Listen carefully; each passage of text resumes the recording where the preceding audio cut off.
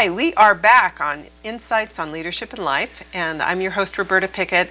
We are talking about fitness and wellness this evening with Denise Schaad, Denise Williams, and Melissa Granchi. So welcome to all three of you, and thank you for being here and talking about this. I think we've really got a good start on this topic.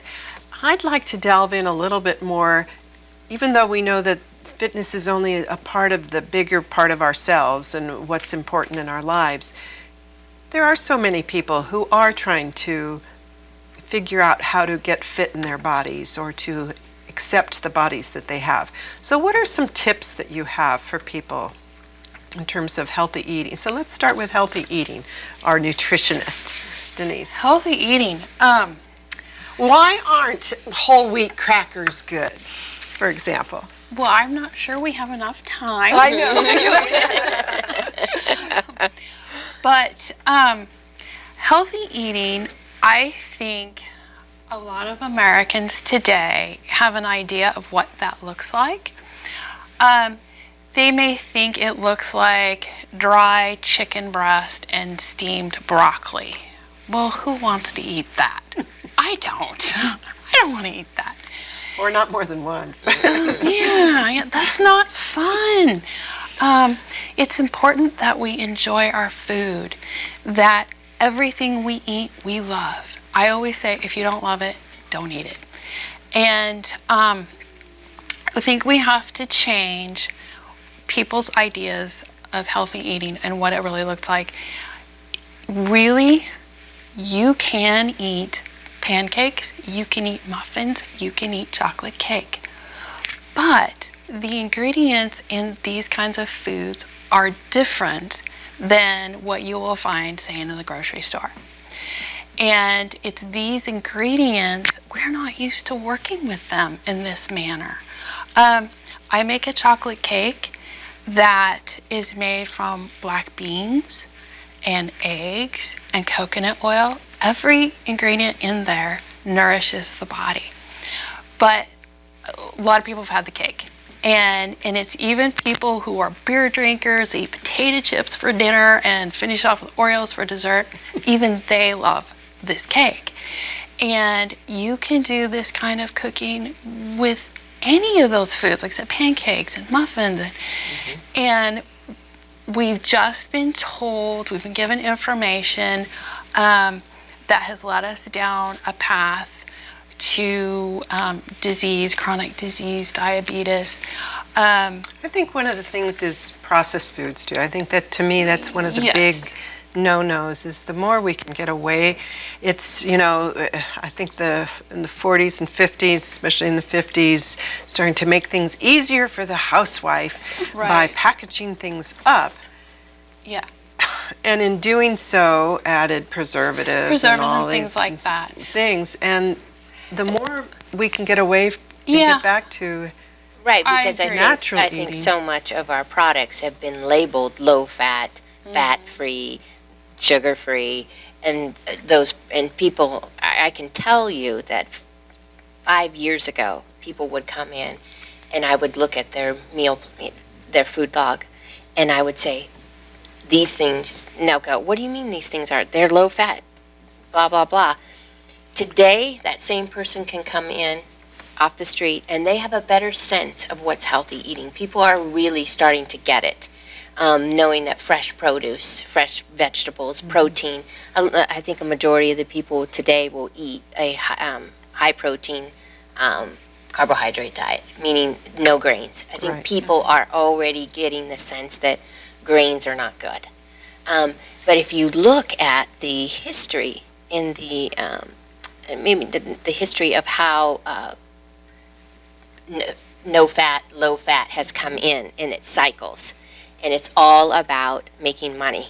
And I think the sooner we get back to whole, real food, and like Denise was talking, a lot of the products she's talking about are made from whole food. Yeah.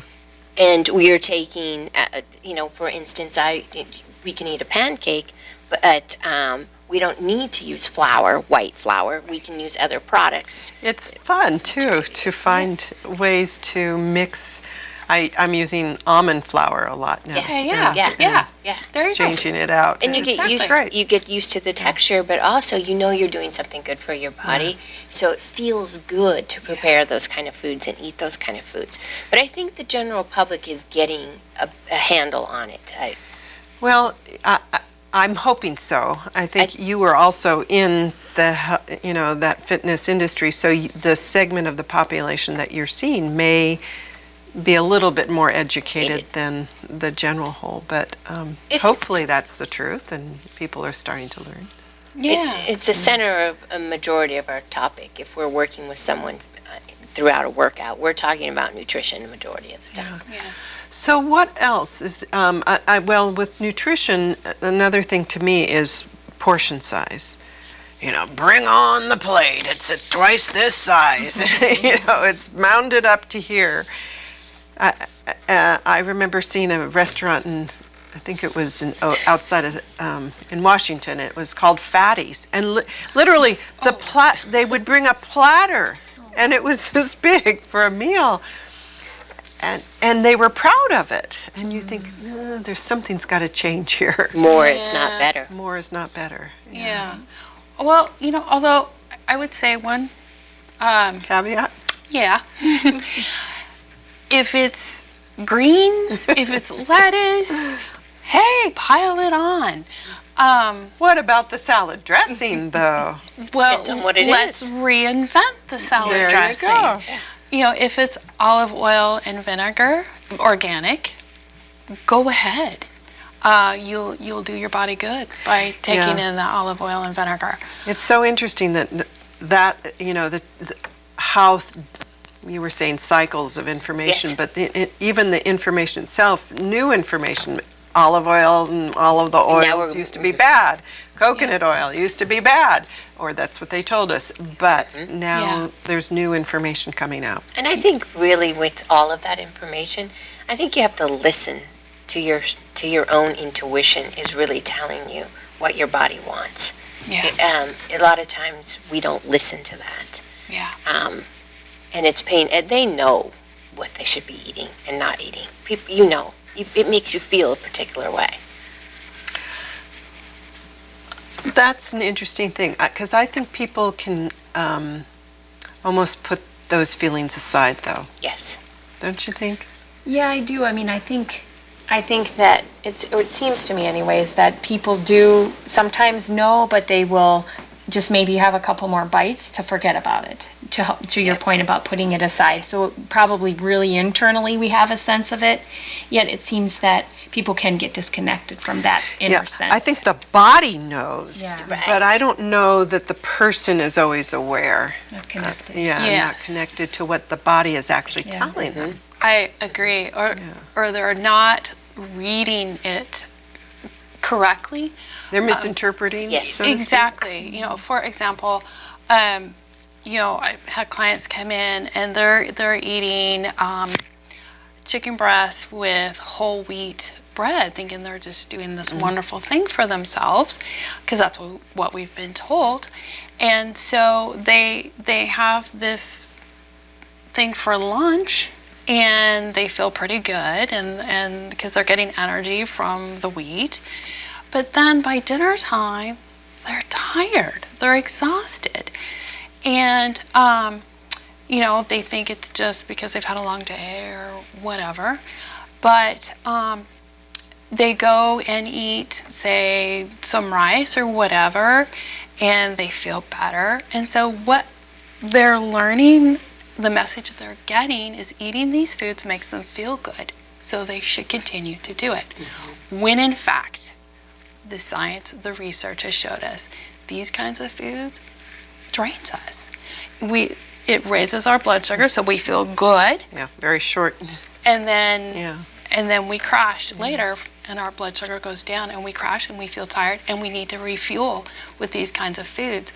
And so it's these foods that cause us to feel very tired. Other symptoms can also come along, but 3 or 4 hours later, these foods are the things that are hurting us. Yeah. And that information just isn't out there. It doesn't.